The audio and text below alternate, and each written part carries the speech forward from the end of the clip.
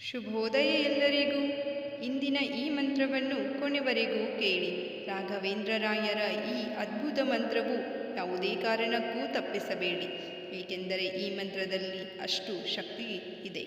ಹಾಗಾಗಿ ಈ ಮಂತ್ರವನ್ನು ಕೊನೆವರೆಗೂ ಕೇಳಿ. ಶುಭ ದಿನ.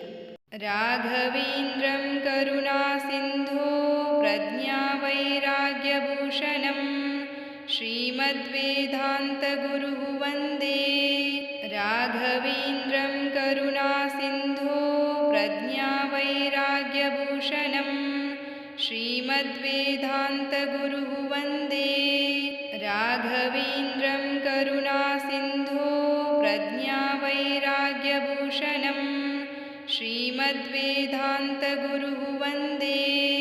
ರಾಘವೇಂದ್ರಂ ಕರುಣಾ ಸಿಂಧೋ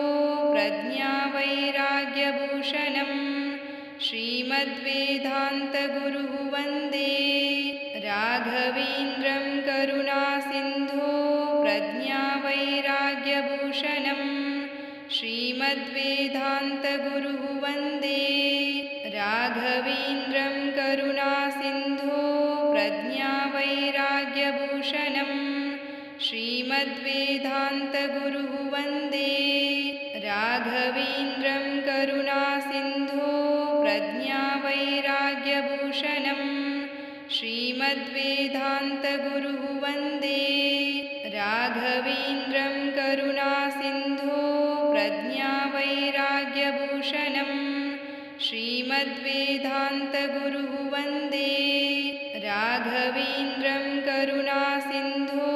ಪ್ರಜ್ಞಾ ವೈರಾಗ್ಯಭೂಷಣಂ ಶ್ರೀಮದ್ವೇದಾಂತ ಗುರು ವಂದೇ.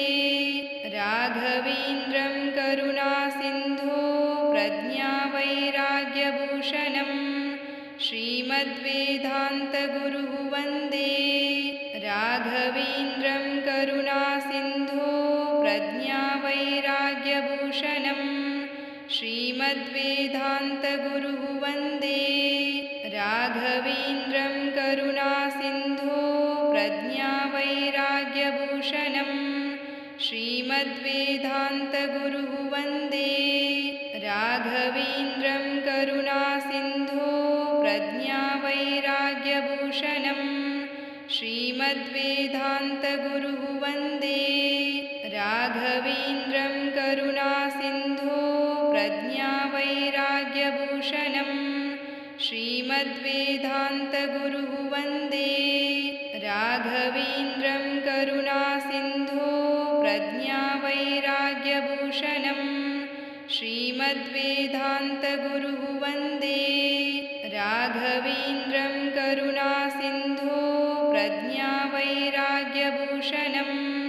ಶ್ರೀಮದ್ವೇದಾಂತ ಗುರು ವಂದೇ.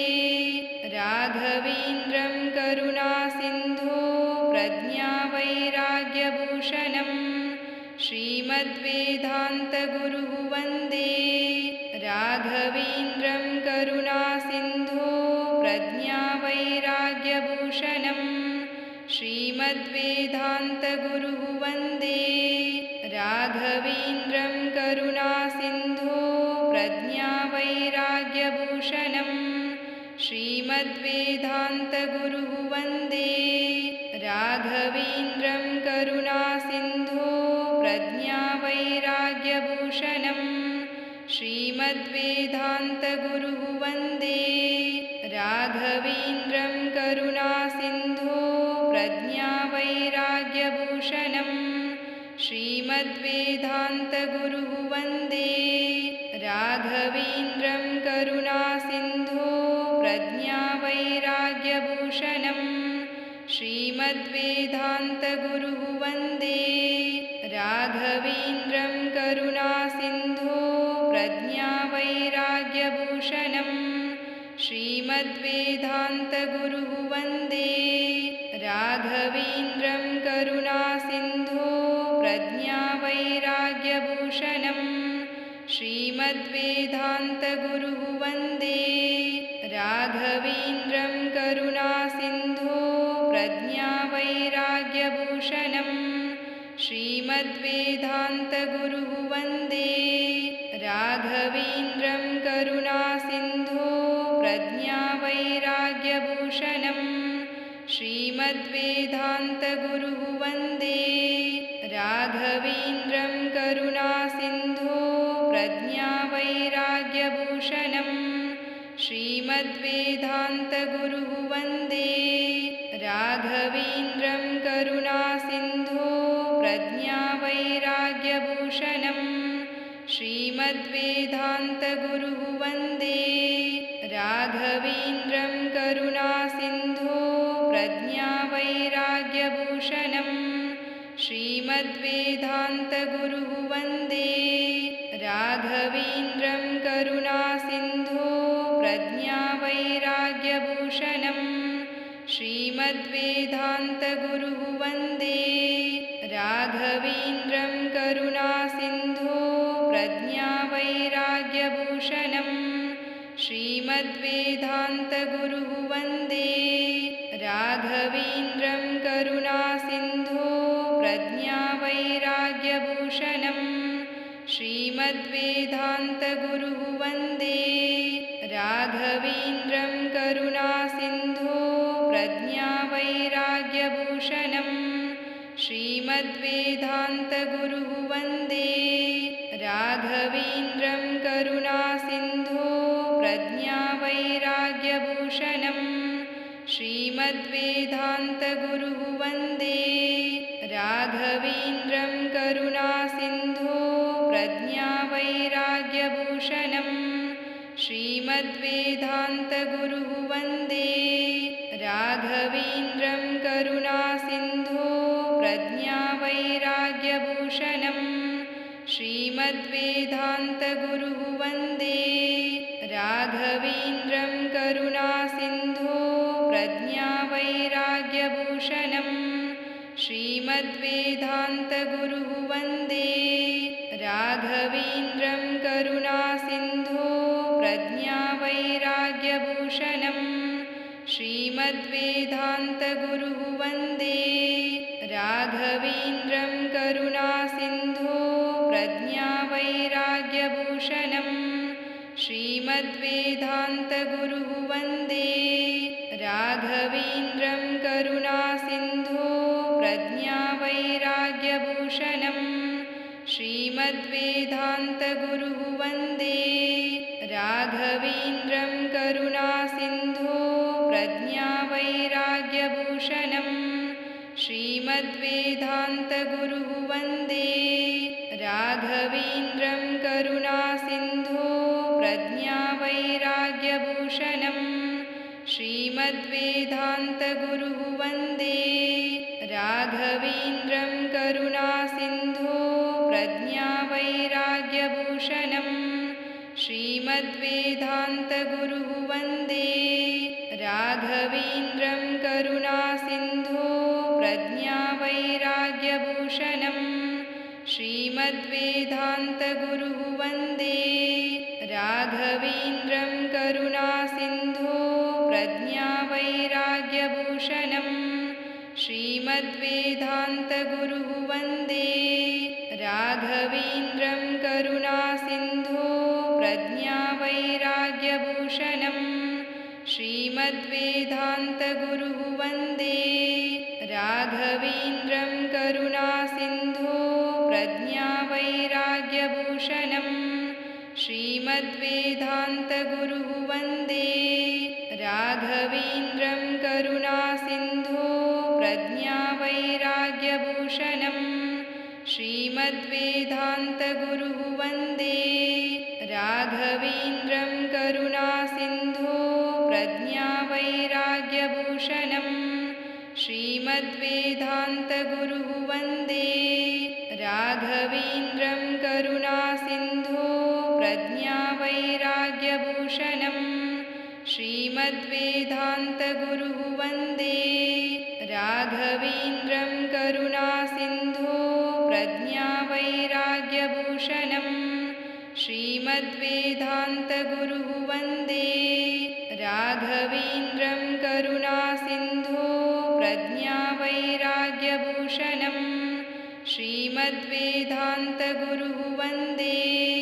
राघवेन्द्रं करुणासिन्धो प्रज्ञा प्रज्ञावैराग्यभूषणं श्रीमद्वेदान्तगुरुः वन्दे राघवेन्द्रं करुणासिन्धो प्रज्ञावैराग्यभूषणं श्रीमद्वेदान्तगुरुः वन्दे राघवेन्द्रं करुणासिन्धो प्रज्ञावैराग्यभूषणं श्रीमद्वेदान्तगुरुः वन्दे राघवेन्द्रं करुणासिन्धो प्रज्ञावैराग्यभूषणं श्रीमद्वेदान्तगुरुः वन्दे राघवेन्द्रं करुणासिन्धो प्रज्ञावैराग्यभूषणं श्रीमद्वेदान्तगुरुः वन्दे राघवेन्द्रं करुणासिन्धो प्रज्ञावैराग्यभूषणं श्रीमद्वेदान्तगुरुः वन्दे राघवेन्द्रं करुणासिन्धो प्रज्ञावैराग्यभूषणं श्रीमद्वेदान्तगुरुः वन्दे राघवेन्द्रं करुणासिन्धो प्रज्ञावैराग्यभूषणं श्रीमद्वेदान्तगुरुः वन्दे राघवेन्द्रं करुणासिन्धो प्रज्ञावैराग्यभूषणं श्रीमद्वेदान्तगुरुः वन्दे राघवेन्द्रं करुणासिन्धो प्रज्ञावैराग्यभूषणं श्रीमद्वेदान्तगुरुः वन्दे राघवेन्द्रं करुणासिन्धो प्रज्ञावैराग्यभूषणं श्रीमद्वेदान्तगुरुः वन्दे राघवेन्द्रं करुणासिन्धो प्रज्ञावैराग्यभूषणं श्रीमद्वेदान्तगुरुः वन्दे राघवेन्द्रं करुणासिन्धो प्रज्ञावैराग्यभूषणं श्रीमद्वेदान्तगुरुः वन्दे राघवेन्द्रं करुणासिन्धो प्रज्ञावैराग्यभूषणं श्रीमद्वेदान्तगुरुः वन्दे राघवेन्द्रं करुणासिन्धो प्रज्ञावैराग्यभूषणं श्रीमद्वेदान्तगुरुः वन्दे राघवेन्द्रं करुणासिन्धो प्रज्ञावैराग्यभूषणं श्रीमद्वेदान्तगुरुः वन्दे राघवेन्द्रं करुणासिन्धो प्रज्ञावैराग्यभूषणं श्रीमद्वेदान्तगुरुः वन्दे राघवेन्द्रं करुणासिन्धो प्रज्ञावैराग्यभूषणं श्रीमद्वेदान्तगुरुः वन्दे राघवेन्द्रं करुणासिन्धो प्रज्ञावैराग्यभूषणं श्रीमद्वेदान्तगुरुः वन्दे राघवेन्द्रं करुणासिन्धो प्रज्ञावैराग्यभूषणं श्रीमद्वेदान्तगुरुः वन्दे राघवेन्द्रं करुणासिन्धो प्रज्ञावैराग्यभूषणं श्रीमद्वेदान्तगुरुः वन्दे राघवेन्द्रं करुणासिन्धो प्रज्ञावैराग्यभूषणं श्रीमद्वेदान्तगुरुः वन्दे राघवेन्द्रं करुणासिन्धो प्रज्ञावैराग्यभूषणं श्रीमद्वेदान्तगुरुः वन्दे राघवेन्द्रं करुणासिन्धो प्रज्ञावैराग्यभूषणं श्रीमद्वेदान्तगुरुः वन्दे राघवेन्द्रं करुणासिन्धो प्रज्ञावैराग्यभूषणं श्रीमद्वेदान्तगुरुः वन्दे राघवेन्द्रं करुणासिन्धो प्रज्ञावैराग्यभूषणं श्रीमद्वेदान्तगुरुः वन्दे राघवेन्द्रं करुणासिन्धो प्रज्ञावैराग्यभूषणं श्रीमद्वेदान्तगुरुः वन्दे राघवेन्द्रं करुणासिन्धो प्रज्ञावैराग्यभूषणं प्रज्ञावैराग्यभूषणं श्रीमद्वेदान्तगुरुः वन्दे राघवेन्द्रं करुणासिन्धो प्रज्ञावैराग्यभूषणं श्रीमद्वेदान्तगुरुः वन्दे राघवेन्द्रं करुणासिन्धो प्रज्ञावैराग्यभूषणं श्रीमद्वेदान्तगुरुः वन्दे राघवेन्द्रं करुणासिन्धो प्रज्ञावैराग्यभूषणं श्रीमद्वेदान्तगुरुः वन्दे राघवेन्द्रं करुणासिन्धो प्रज्ञावैराग्यभूषणं श्रीमद्वेदान्तगुरुः वन्दे राघवेन्द्रं करुणासिन्धो प्रज्ञावैराग्यभूषणं श्रीमद्वेदान्तगुरुः वन्दे राघवेन्द्रं करुणासिन्धो प्रज्ञावैराग्यभूषणं श्रीमद्वेदान्तगुरुः वन्दे राघवेन्द्रं करुणासिन्धो प्रज्ञावैराग्यभूषणं श्रीमद्वेदान्तगुरुः वन्दे राघवेन्द्रं करुणासिन्धो प्रज्ञावैराग्यभूषणं श्रीमद्वेदान्तगुरुः वन्दे राघवेन्द्रं करुणासिन्धो प्रज्ञावैराग्यभूषणं श्रीमद्वेदान्तगुरुः वन्दे राघवेन्द्रं करुणासिन्धो प्रज्ञावैराग्यभूषणं श्रीमद्वेदान्तगुरुः वन्दे राघवेन्द्रं करुणासिन्धो प्रज्ञावैराग्यभूषणं श्रीमद्वेदान्तगुरुः वन्दे राघवेन्द्रं करुणासिन्धो प्रज्ञावैराग्यभूषणं श्रीमद्वेदान्तगुरुः वन्दे राघवेन्द्रं करुणासिन्धो प्रज्ञावैराग्यभूषणं श्रीमद्वेदान्तगुरुः वन्दे राघवेन्द्रं करुणासिन्धो प्रज्ञावैराग्यभूषणं श्रीमद्वेदान्तगुरुः वन्दे राघवेन्द्रं करुणासिन्धो प्रज्ञावैराग्यभूषणं श्रीमद्वेदान्तगुरुः वन्दे राघवेन्द्रं करुणासिन्धो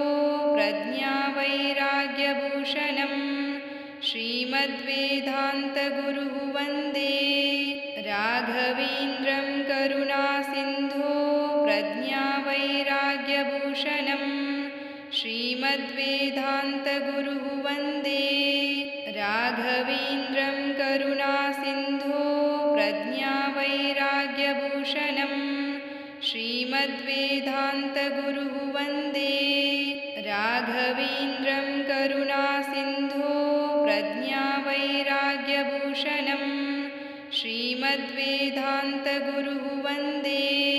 राघवेन्द्रं करुणासिन्धो प्रज्ञावैराग्यभूषणं श्रीमद्वेदान्तगुरुः वन्दे राघवेन्द्रं करुणासिन्धो प्रज्ञावैराग्यभूषणं श्रीमद्वेदान्तगुरुः वन्दे राघवेन्द्रं करुणासिन्धो प्रज्ञावैराग्यभूषणं श्रीमद्वेदान्तगुरुः वन्दे राघवेन्द्रं करुणासिन्धो प्रज्ञावैराग्यभूषणं श्रीमद्वेदान्तगुरुः वन्दे राघवेन्द्रं करुणासिन्धो प्रज्ञावैराग्यभूषणं श्रीमद्वेदान्तगुरुः वन्दे राघवेन्द्रं करुणासिन्धो प्रज्ञावैराग्यभूषणं श्रीमद्वेदान्तगुरुः वन्दे राघवेन्द्रं करुणासिन्धो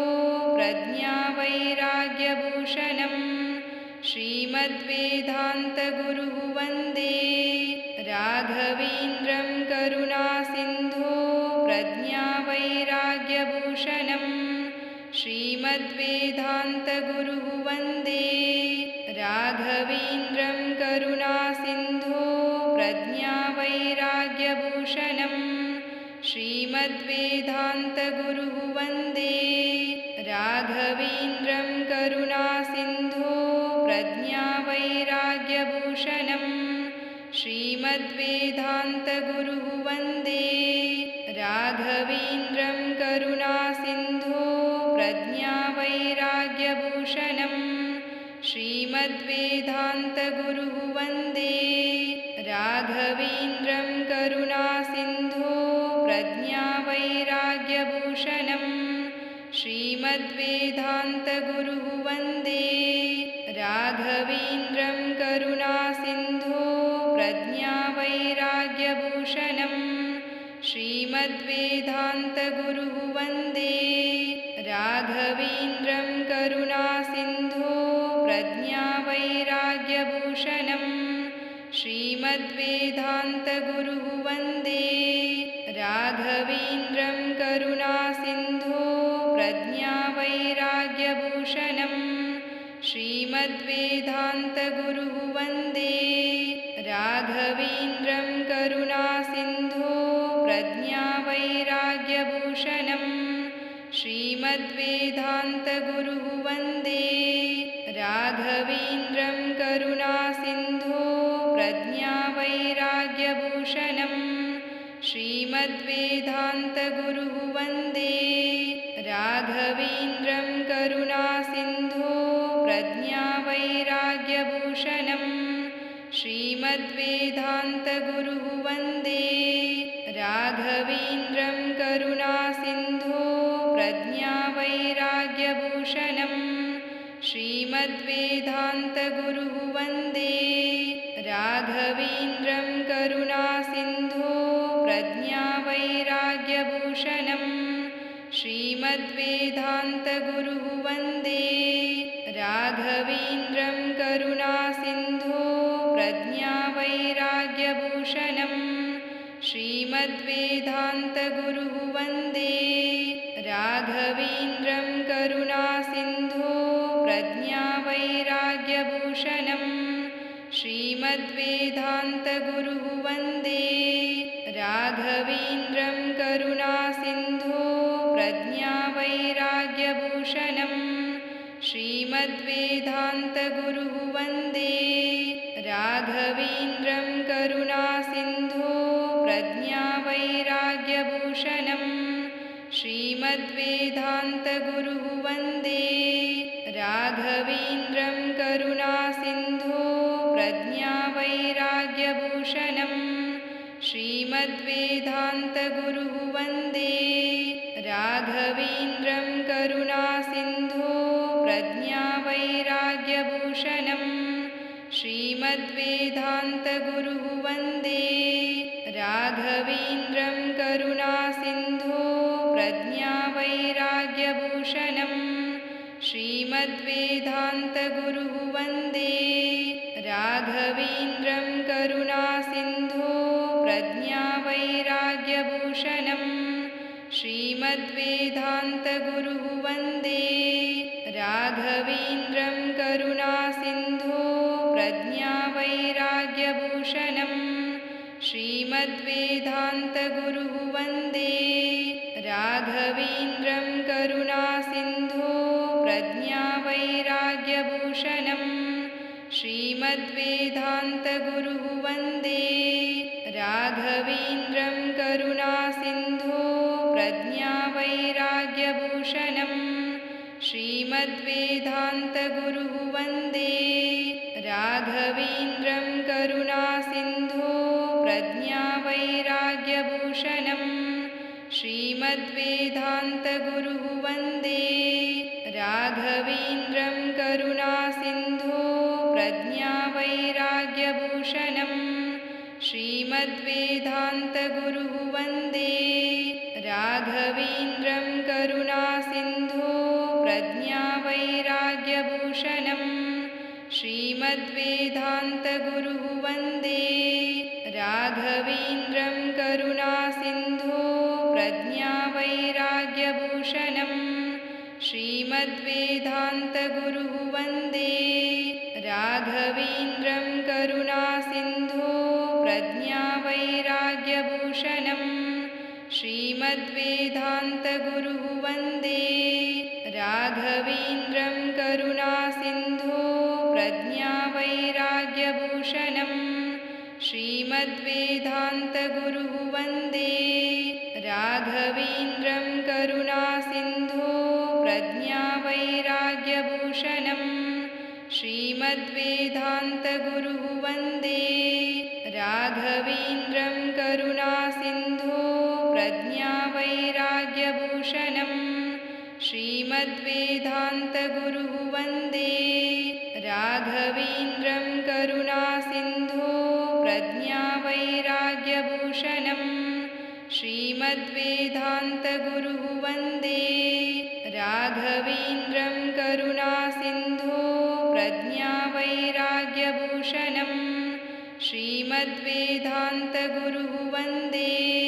राघवेन्द्रं करुणासिन्धो प्रज्ञावैराग्यभूषणं श्रीमद्वेदान्तगुरुः वन्दे राघवेन्द्रं करुणासिन्धो प्रज्ञावैराग्यभूषणं श्रीमद्वेदान्तगुरुः वन्दे राघवेन्द्रं करुणासिन्धो प्रज्ञावैराग्यभूषणं श्रीमद्वेदान्तगुरुः वन्दे राघवेन्द्रं करुणासिन्धो प्रज्ञावैराग्यभूषणं श्रीमद्वेदान्तगुरुः वन्दे राघवेन्द्रं करुणासिन्धो प्रज्ञावैराग्यभूषणं श्रीमद्वेदान्तगुरुः वन्दे राघवेन्द्रं करुणासिन्धो प्रज्ञावैराग्यभूषणं श्रीमद्वेदान्तगुरुः वन्दे राघवेन्द्रं करुणासिन्धो प्रज्ञावैराग्यभूषणं श्रीमद्वेदान्तगुरुः वन्दे राघवेन्द्रं करुणासिन्धो प्रज्ञावैराग्यभूषणं श्रीमद्वेदान्तगुरुः वन्दे राघवेन्द्रं करुणासिन्धो प्रज्ञावैराग्यभूषणं श्रीमद्वेदान्तगुरुः वन्दे राघवेन्द्रं करुणासिन्धो प्रज्ञावैराग्यभूषणं श्रीमद्वेदान्तगुरुः वन्दे राघवेन्द्रं करुणासिन्धो प्रज्ञावैराग्यभूषणं श्रीमद्वेदान्तगुरुः वन्दे राघवेन्द्रं करुणासिन्धो प्रज्ञावैराग्यभूषणं श्रीमद्वेदान्तगुरुः वन्दे राघवेन्द्रं करुणासिन्धो प्रज्ञावैराग्यभूषणं श्रीमद्वेदान्तगुरुः वन्दे राघवेन्द्रं करुणासिन्धो प्रज्ञावैराग्यभूषणं श्रीमद्वेदान्तगुरुः वन्दे राघवेन्द्रं करुणासिन्धो प्रज्ञावैराग्यभूषणं श्रीमद्वेदान्तगुरुः वन्दे राघवेन्द्रं करुणासिन्धो प्रज्ञावैराग्यभूषणं श्रीमद्वेदान्तगुरुः वन्दे राघवेन्द्रं करुणासिन्धो प्रज्ञावैराग्यभूषणं श्रीमद्वेदान्तगुरुः वन्दे राघवेन्द्रं करुणासिन्धो प्रज्ञावैराग्यभूषणं श्रीमद्वेदान्तगुरुः वन्दे राघवेन्द्रं करुणासिन्धो प्रज्ञावैराग्यभूषणं श्रीमद्वेदान्तगुरुः वन्दे राघवेन्द्रं करुणासिन्धो प्रज्ञावैराग्यभूषणं श्रीमद्वेदान्तगुरुः वन्दे राघवेन्द्रं करुणासिन्धो प्रज्ञावैराग्यभूषणं श्रीमद्वेदान्तगुरुः वन्दे राघवेन्द्रं करुणासिन्धो प्रज्ञावैराग्यभूषणं श्रीमद्वेदान्तगुरुः वन्दे राघवेन्द्रं करुणासिन्धो प्रज्ञावैराग्यभूषणं श्रीमद्वेदान्तगुरुः वन्दे राघवेन्द्रं करुणासिन्धो प्रज्ञावैराग्यभूषणं श्रीमद्वेदान्तगुरुः वन्दे राघवेन्द्रं करुणासिन्धो प्रज्ञावैराग्यभूषणं श्रीमद्वेदान्तगुरुः वन्दे राघवेन्द्रं करुणासिन्धो प्रज्ञावैराग्यभूषणं श्रीमद्वेदान्तगुरुः वन्दे राघवेन्द्रं करुणासिन्धो प्रज्ञावैराग्यभूषणं श्रीमद्वेदान्तगुरुः वन्दे राघवेन्द्रं करुणासिन्धो प्रज्ञावैराग्यभूषणं श्रीमद्वेदान्तगुरुः वन्दे राघवेन्द्रं करुणासिन्धो प्रज्ञावैराग्यभूषणं श्रीमद्वेदान्तगुरुः वन्दे राघवेन्द्रं करुणासिन्धो प्रज्ञावैराग्यभूषणं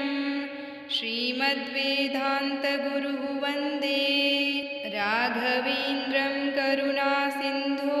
प्रज्ञावैराग्यभूषणं श्रीमद्वेदान्तगुरुः वन्दे राघवेन्द्रं करुणासिन्धो प्रज्ञावैराग्यभूषणं श्रीमद्वेदान्तगुरुः वन्दे राघवेन्द्रं करुणासिन्धो प्रज्ञावैराग्यभूषणं श्रीमद्वेदान्तगुरुः वन्दे राघवेन्द्रं करुणासिन्धो प्रज्ञावैराग्यभूषणं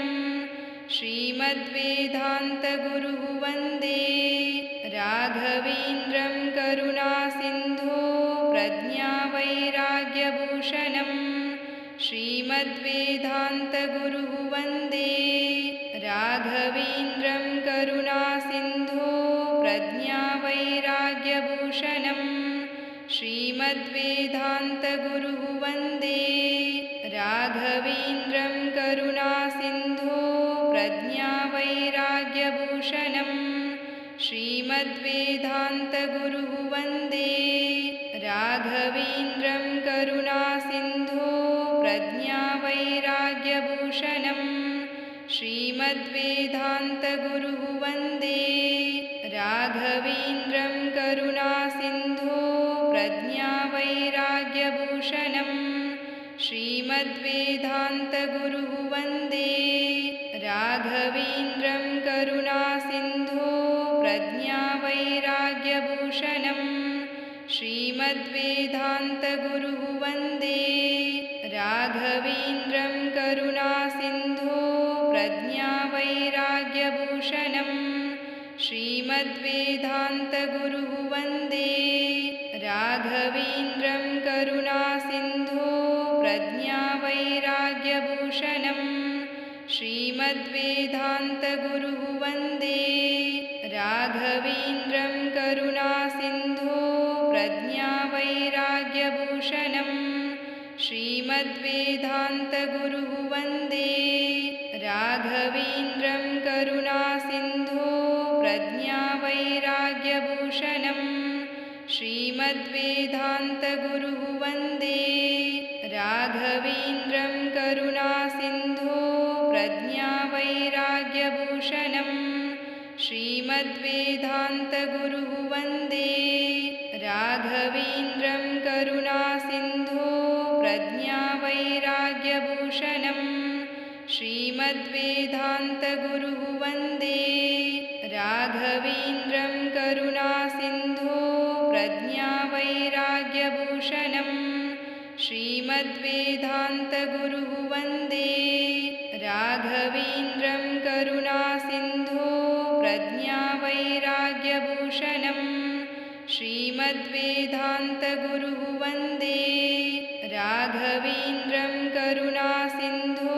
प्रज्ञावैराग्यभूषणं श्रीमद्वेदान्तगुरुः वन्दे राघवेन्द्रं करुणासिन्धो प्रज्ञावैराग्यभूषणं श्रीमद्वेदान्तगुरुः वन्दे राघवेन्द्रं करुणासिन्धो प्रज्ञावैराग्यभूषणं श्रीमद्वेदान्तगुरुः वन्दे राघवेन्द्रं करुणासिन्धो प्रज्ञावैराग्यभूषणं श्रीमद्वेदान्तगुरुः वन्दे राघवेन्द्रं करुणासिन्धो प्रज्ञावैराग्यभूषणं श्रीमद्वेदान्तगुरुः वन्दे राघवेन्द्रं करुणासिन्धो प्रज्ञावैराग्यभूषणं श्रीमद्वेदान्तगुरुः वन्दे राघवेन्द्रं करुणासिन्धो प्रज्ञावैराग्यभूषणं श्रीमद्वेदान्तगुरुः वन्दे राघवेन्द्रं करुणासिन्धो प्रज्ञावैराग्यभूषणं श्रीमद्वेदान्तगुरुः वन्दे राघवेन्द्रं करुणासिन्धो प्रज्ञावैराग्यभूषणं श्रीमद्वेदान्तगुरुः वन्दे राघवेन्द्रं करुणासिन्धो प्रज्ञावैराग्यभूषणं श्रीमद्वेदान्तगुरुः वन्दे राघवेन्द्रं करुणासिन्धो प्रज्ञावैराग्यभूषणं श्रीमद्वेदान्तगुरुः वन्दे राघवेन्द्रं करुणासिन्धो प्रज्ञावैराग्यभूषणं श्रीमद्वेदान्तगुरुः वन्दे राघवेन्द्रं करुणासिन्धो प्रज्ञावैराग्यभूषणं श्रीमद्वेदान्तगुरुः वन्दे राघवेन्द्रं करुणासिन्धो प्रज्ञावैराग्यभूषणं श्रीमद्वेदान्तगुरुः वन्दे राघवेन्द्रं करुणासिन्धो प्रज्ञावैराग्यभूषणं श्रीमद्वेदान्तगुरुः वन्दे राघवेन्द्रं करुणासिन्धो प्रज्ञावैराग्यभूषणं श्रीमद्वेदान्तगुरुः वन्दे राघवेन्द्रं करुणासिन्धो प्रज्ञावैराग्यभूषणं श्रीमद्वेदान्तगुरुः वन्दे राघवेन्द्रं करुणासिन्धो प्रज्ञावैराग्यभूषणं श्रीमद्वेदान्तगुरुः वन्दे राघवेन्द्रं करुणासिन्धो प्रज्ञावैराग्यभूषणं श्रीमद्वेदान्तगुरुः वन्दे राघवेन्द्रं करुणासिन्धो प्रज्ञावैराग्यभूषणं श्रीमद्वेदान्तगुरुः वन्दे राघवेन्द्रं करुणासिन्धो प्रज्ञावैराग्यभूषणं श्रीमद्वेदान्तगुरुः वन्दे राघवेन्द्रं करुणासिन्धो प्रज्ञावैराग्यभूषणं श्रीमद्वेदान्तगुरुः वन्दे राघवेन्द्रं करुणासिन्धो प्रज्ञावैराग्यभूषणं श्रीमद्वेदान्तगुरुः वन्दे राघवेन्द्रं करुणासिन्धो प्रज्ञावैराग्यभूषणं श्रीमद्वेदान्तगुरुः वन्दे राघवेन्द्रं करुणासिन्धो प्रज्ञावैराग्यभूषणं श्रीमद्वेदान्तगुरुः वन्दे राघवेन्द्रं करुणासिन्धो प्रज्ञावैराग्यभूषणं श्रीमद्वेदान्तगुरुः वन्दे राघवेन्द्रं करुणासिन्धो प्रज्ञावैराग्यभूषणं श्रीमद्वेदान्तगुरुः वन्दे राघवेन्द्रं करुणासिन्धो प्रज्ञावैराग्यभूषणं श्रीमद्वेदान्तगुरुः वन्दे राघवेन्द्रं करुणासिन्धो प्रज्ञावैराग्यभूषणं श्रीमद्वेदान्तगुरुः वन्दे राघवेन्द्रं करुणासिन्धो प्रज्ञावैराग्यभूषणं श्रीमद्वेदान्तगुरुः वन्दे राघवेन्द्रं करुणासिन्धो प्रज्ञावैराग्यभूषणं श्रीमद्वेदान्तगुरुः वन्दे राघवेन्द्रं करुणासिन्धो प्रज्ञावैराग्यभूषणं श्रीमद्वेदान्तगुरुः वन्दे राघवेन्द्रं करुणासिन्धो प्रज्ञावैराग्यभूषणं श्रीमद्वेदान्तगुरुः वन्दे राघवेन्द्रं करुणासिन्धो प्रज्ञावैराग्यभूषणं श्रीमद्वेदान्तगुरुः वन्दे राघवेन्द्रं करुणासिन्धो प्रज्ञावैराग्यभूषणं श्रीमद्वेदान्तगुरुः वन्दे राघवेन्द्रं करुणासिन्धो प्रज्ञावैराग्यभूषणं श्रीमद्वेदान्तगुरुः वन्दे राघवेन्द्रं करुणासिन्धो प्रज्ञावैराग्यभूषणं श्रीमद्वेदान्तगुरुः वन्दे राघवेन्द्रं करुणासिन्धो प्रज्ञावैराग्यभूषणं श्रीमद्वेदान्तगुरुः वन्दे राघवेन्द्रं करुणासिन्धो प्रज्ञावैराग्यभूषणं श्रीमद्वेदान्तगुरुः वन्दे राघवेन्द्रं करुणासिन्धो प्रज्ञावैराग्यभूषणं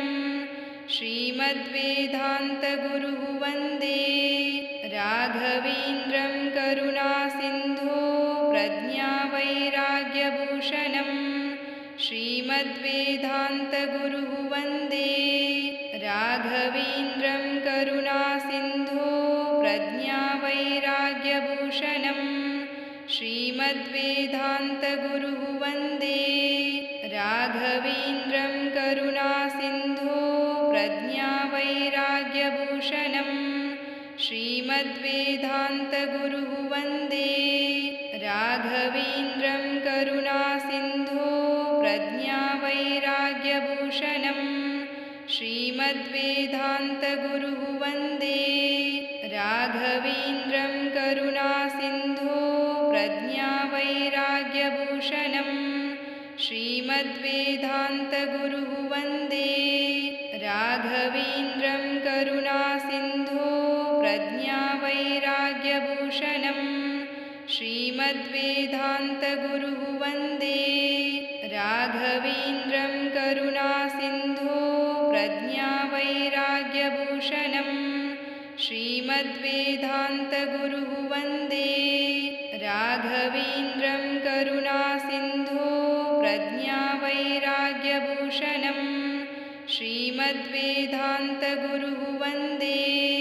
राघवेन्द्रं करुणासिन्धो प्रज्ञावैराग्यभूषणं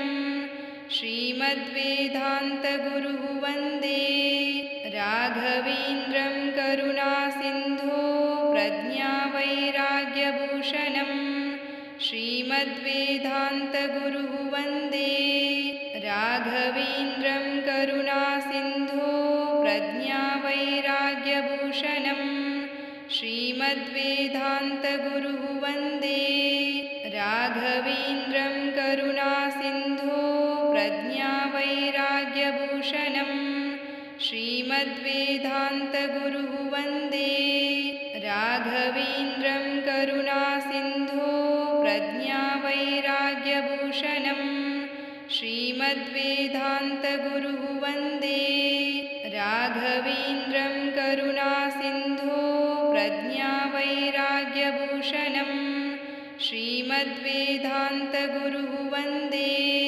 राघवेन्द्रं करुणासिन्धो प्रज्ञावैराग्यभूषणं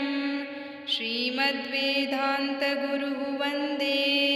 राघवेन्द्रं करुणासिन्धो प्रज्ञावैराग्यभूषणं श्रीमद्वेदान्तगुरुः वन्दे राघवेन्द्रं करुणासिन्धो प्रज्ञावैराग्यभूषणं श्रीमद्वेदान्तगुरुः वन्दे राघवेन्द्रं करुणासिन्धो प्रज्ञावैराग्यभूषणं श्रीमद्वेदान्तगुरुः वन्दे राघवेन्द्रं करुणासिन्धो प्रज्ञावैराग्यभूषणं श्रीमद्वेदान्तगुरुः वन्दे राघवेन्द्रं करुणासिन्धो प्रज्ञावैराग्यभूषणं श्रीमद्वेदान्तगुरुः वन्दे राघवेन्द्रं करुणासिन्धो प्रज्ञावैराग्यभूषणं श्रीमद्वेदान्तगुरुः वन्दे राघवेन्द्रं करुणासिन्धो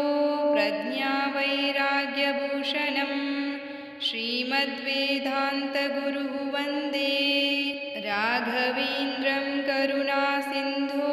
प्रज्ञावैराग्यभूषणं श्रीमद्वेदान्तगुरुः वन्दे राघवेन्द्रं करुणासिन्धो प्रज्ञावैराग्यभूषणं श्रीमद्वेदान्तगुरुः वन्दे राघवेन्द्रं करुणासिन्धो प्रज्ञावैराग्यभूषणं श्रीमद्वेदान्तगुरुः वन्दे राघवेन्द्रं करुणासिन्धो प्रज्ञावैराग्यभूषणं श्रीमद्वेदान्तगुरुः वन्दे राघवेन्द्रं करुणासिन्धो प्रज्ञावैराग्यभूषणं श्रीमद्वेदान्तगुरुः वन्दे राघवेन्द्रं करुणासिन्धो प्रज्ञावैराग्यभूषणं श्रीमद्वेदान्तगुरुः वन्दे राघवेन्द्रं करुणासिन्धो प्रज्ञावैराग्यभूषणं श्रीमद्वेदान्तगुरुः वन्दे राघवेन्द्रं करुणासिन्धो प्रज्ञावैराग्यभूषणं श्रीमद्वेदान्तगुरुः वन्दे राघवेन्द्रं करुणासिन्धो प्रज्ञावैराग्यभूषणं श्रीमद्वेदान्तगुरुः वन्दे राघवेन्द्रं करुणासिन्धो प्रज्ञावैराग्यभूषणं श्रीमद्वेदान्तगुरुः वन्दे राघवेन्द्रं करुणासिन्धो प्रज्ञावैराग्यभूषणं श्रीमद्वेदान्तगुरुः वन्दे राघवेन्द्रं करुणासिन्धो प्रज्ञावैराग्यभूषणं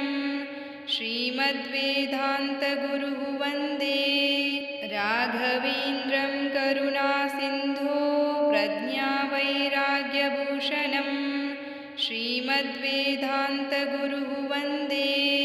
राघवेन्द्रं करुणासिन्धो प्रज्ञावैराग्यभूषणं श्रीमद्वेदान्तगुरुः वन्दे राघवेन्द्रं करुणासिन्धो प्रज्ञावैराग्यभूषणं श्रीमद्वेदान्तगुरुः वन्दे राघवेन्द्रं करुणासिन्धो प्रज्ञावैराग्यभूषणं श्रीमद्वेदान्तगुरुः वन्दे राघवेन्द्रं करुणासिन्धो प्रज्ञावैराग्यभूषणं श्रीमद्वेदान्तगुरुः वन्दे राघवेन्द्रं करुणासिन्धो प्रज्ञावैराग्यभूषणं श्रीमद्वेदान्तगुरुः वन्दे राघवेन्द्रं करुणासिन्धो प्रज्ञावैराग्यभूषणं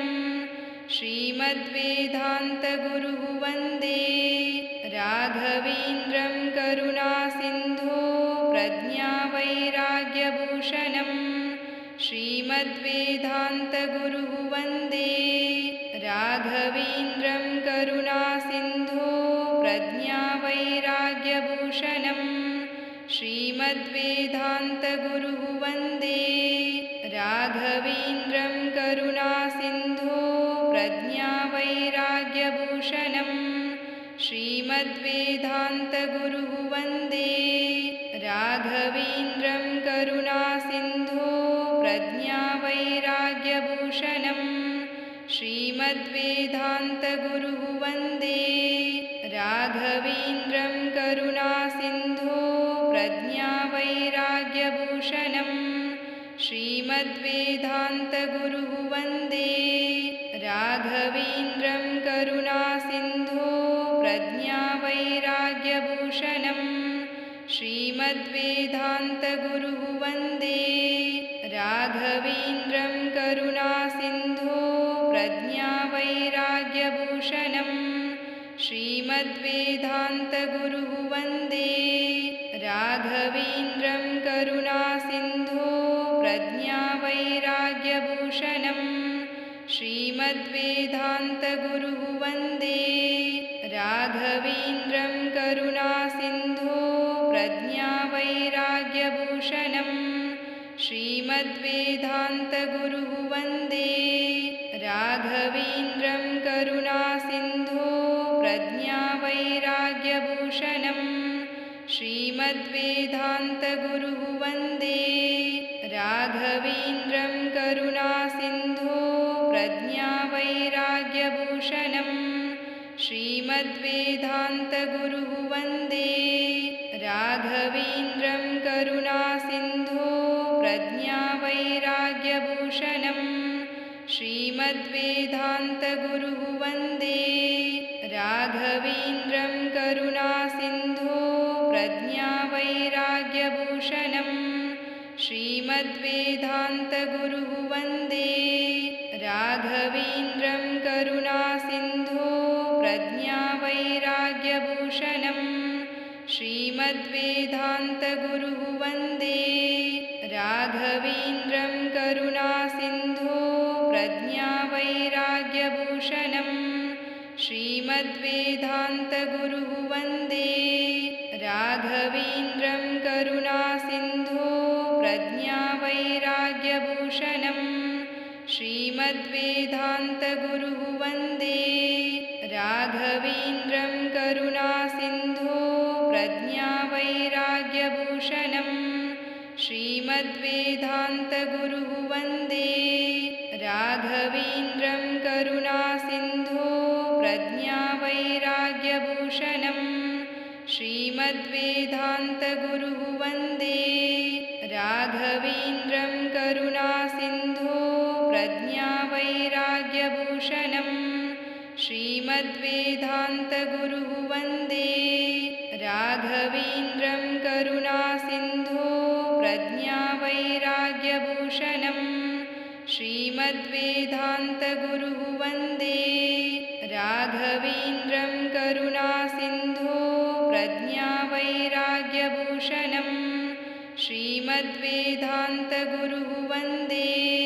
राघवेन्द्रं करुणासिन्धो प्रज्ञावैराग्यभूषणम् श्रीमद्वेदान्तगुरुः वन्दे राघवेन्द्रं करुणासिन्धो प्रज्ञावैराग्यभूषणम् श्रीमद्वेदान्तगुरुः वन्दे राघवेन्द्रं करुणासिन्धो प्रज्ञावैराग्यभूषणम् श्रीमद्वेदान्तगुरुः वन्दे राघवेन्द्रं करुणासिन्धो प्रज्ञावैराग्यभूषणम् श्रीमद्वेदान्तगुरुः वन्दे राघवेन्द्रं करुणासिन्धो प्रज्ञावैराग्यभूषणम् श्रीमद्वेदान्तगुरुः वन्दे राघवेन्द्रं करुणासिन्धो प्रज्ञावैराग्यभूषणम् श्रीमद्वेदान्तगुरुः श्रीमद्वेदान्तगुरुः वन्दे राघवेन्द्रं करुणासिन्धो प्रज्ञावैराग्यभूषणं श्रीमद्वेदान्तगुरुः वन्दे राघवेन्द्रं करुणासिन्धो प्रज्ञावैराग्यभूषणं श्रीमद्वेदान्तगुरुः वन्दे राघवेन्द्रं करुणासिन्धो प्रज्ञावैराग्यभूषणं श्रीमद्वेदान्तगुरुः वन्दे राघवेन्द्रं करुणासिन्धो प्रज्ञावैराग्यभूषणं श्रीमद्वेदान्तगुरुः वन्दे राघवेन्द्रं करुणासिन्धो प्रज्ञावैराग्यभूषणं श्रीमद्वेदान्तगुरुः वन्दे राघवेन्द्रं करुणासिन्धो प्रज्ञावैराग्यभूषणं श्रीमद्वेदान्तगुरुः वन्दे